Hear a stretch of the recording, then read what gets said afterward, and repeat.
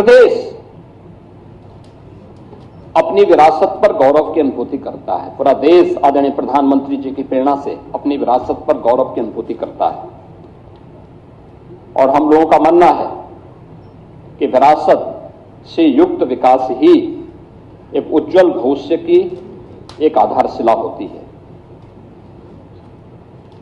लेकिन अपने राजनीतिक स्वार्थों के लिए अगर कोई उन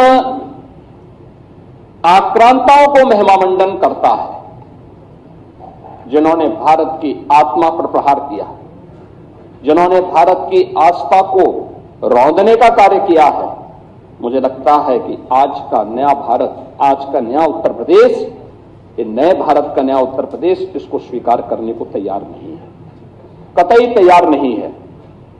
आप देखें किस प्रकार से, यानी आक्रांताओं को महिमामंडन करना,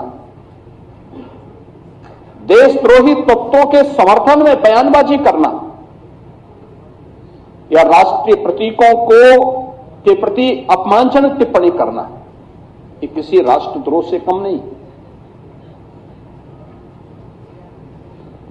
वंदे मातरम का 150वां वर्ष चल रहा है।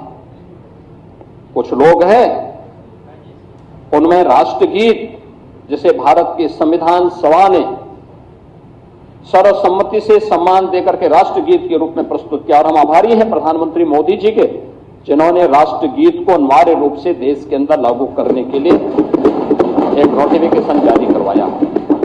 ये राष्ट्रगीत भारत के आन मान शान का प्रतीक है।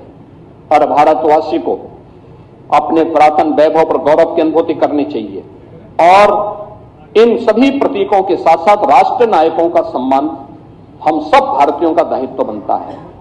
अगर हम आक्रांताओं का महिमामंडन कर रहे हैं और राष्ट्र के प्रतीकों का, भारत के तिरंगे का, भारत के राष्ट्रगान का, भारत के राष्ट्रगीत का, भारत के महापुरुषों का अपमान कर रहे हैं, तो एक प्रकार से हम संविधान की अवहेलना कर रहे हैं। मैं पूछना चाहता हूं समाजवादी पार्टी और कांग्रेस से, एक तरफ संविधान के नाम पर जनता की आंखों में धूल झोंकने का कार्य कर रहे हैं और दूसरी तरफ वंदे मातरम जैसे राष्ट्रगीत का इनके द्वारा विरोध करवाया जा रहा है।